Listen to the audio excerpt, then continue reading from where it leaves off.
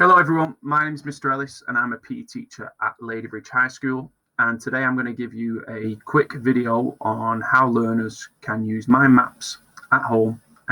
It's a fantastic revision tool, but it's also just a fantastic educational tool to use in their studies.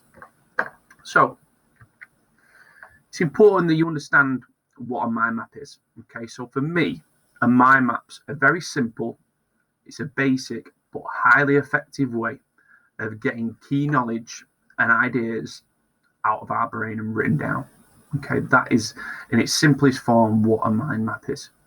All right. Now, the theory behind it is that a lot of our learners will revise like the left-hand side of this PowerPoint. They will write things in a very linear list, almost like a to-do list. Now, that's not necessarily how our brains work or how our brains get information out. Okay, so the idea of a mind map, which is on the right hand side, is that there is a central image or word, and then our brain will get that knowledge out around that central idea, or it could be thoughts, it could be feelings, whatever that mind map needs to do. Okay, and it often branches out into different ideas and interlinking ideas. All right, so what three things do I think should be included in a mind map? All right, so we've mentioned a few of them already. There has to be key knowledge, okay, and that key knowledge needs to be around the topic that you are studying or learning, okay. There has to be the use of branches or lines to go into more in-depth content. All right, and the final thing is the use of colours to stimulate the brain.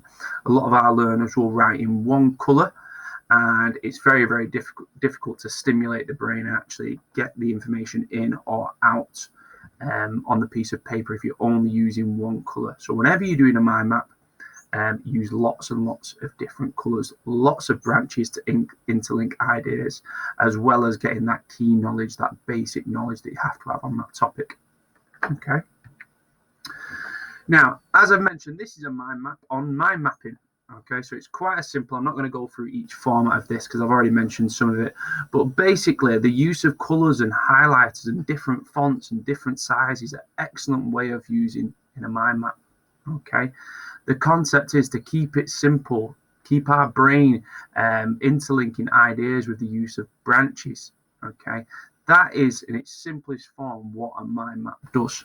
Okay, and if you wanted to pause this video and go into more detail around the theory, you can do. All right, but I want to show you some lots and lots of ideas of how mind maps can be used for different subjects for different learners. So you can create a mind map on a blank piece of paper. Okay, as I mentioned, the more colors you have, the better it is. Okay, because you can separate and section certain bits of your work. Okay, and you can create a mind map from any of these things. You can create it from an exercise book, a knowledge organizer, your textbook, an exam specification, or it could just be taking notes from a reading book or an online source. Okay, and the examples that I want to show you are these. Okay, so this is an example of religious experiences mind map, and as you can see that the learner has used different colored pens, different highlighters to highlight their ideas and their thoughts and key knowledge on that particular topic.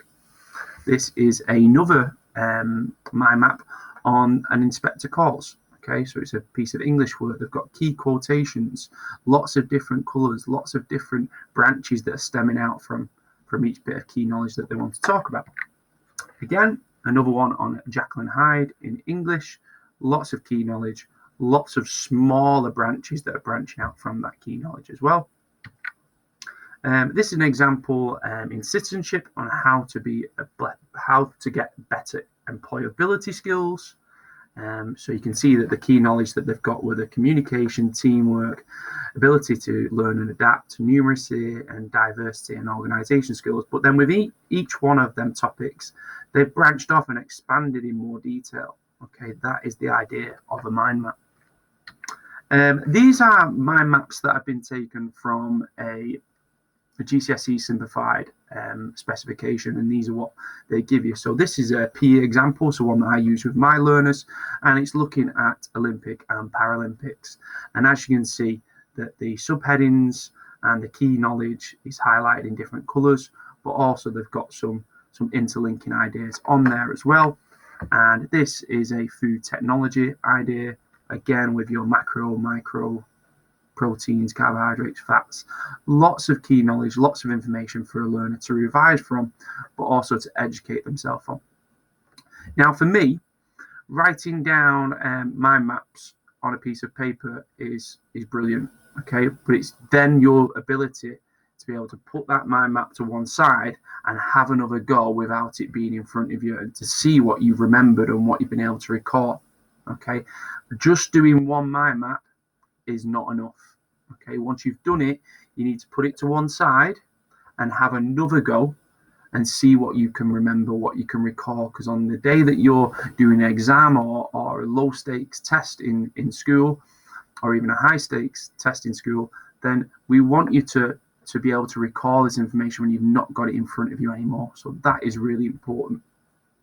Now, I've shown you ways of doing it on a piece of paper, but some of our learners are more IT literate than I am. But I'm going to show you one way that they can do it online as well. And that is using a tool called Mindmaps, okay? And I'm going to show you, I'm just going to exit this PowerPoint now on how to use this. So if you go to Google and you go to this website here, okay, it brings up basically a blank screen, like a piece of paper for you. And I've started to do one on a topic that we're studying at the moment in year 11, which is outdoor adventurous activity.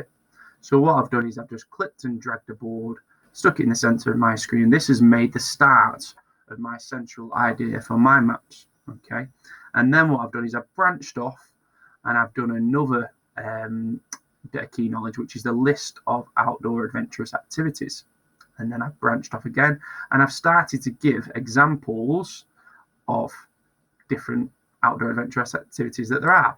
But the very key thing that it does, which I think is really clever, is if I was to give another outdoor adventurous activity, which could be surfing, it automatically gives me a picture of surfing. And we call this, in PE educational terms, dual coding. And learners will learn a lot better by using imagery like this. Okay, so it's a fantastic tool. As well as being a mind map, this is also dual coding. So if I did another one, which could be rock climbing, okay, again, if I click enter, it dual code the picture of someone rock climbing. I can add in different lines for my mind map. So all you got to do is just drag it in, okay, and then position it where you like to position it. Okay, so you're creating your very own mind map dead easy, and we're doing it online rather than a piece of paper, because some of our learners will prefer to do that. All right, if I had an extra board here, which could be the provision, and I just type in provision, tell it, it'll give me a picture that suits me. Okay, I can change that if I want to. Doesn't have to be that. I can go into it and go into more detail that way. Or again, the provision that we provide locally, I might add something like Rivington, okay, where I can go and do some rock climbing in Rivington. So it just gives me a really simple way of starting my mind map and then just saving it. Oh, moving things around there. Again, I said I wasn't very good at this, but I'm getting used to it. And moving my arrows around to where they suit me. And it's just a really simple way of getting that knowledge out of my brain without using a textbook, and just seeing what I can remember. Now, if I'm struggling on a particular unit, I might use any of them things, my textbook, my exercise book, an exam specification, anything like that, to try and get as much knowledge as I can on one of these pieces of paper or online platforms like this, to help me revise, to help as an educational tool. All right, so I hope that's been helpful. If you have any more questions on anything teaching and learning, please just contact school and we'll get back to you as soon as we possibly can. I hope you've enjoyed that video. Thank you.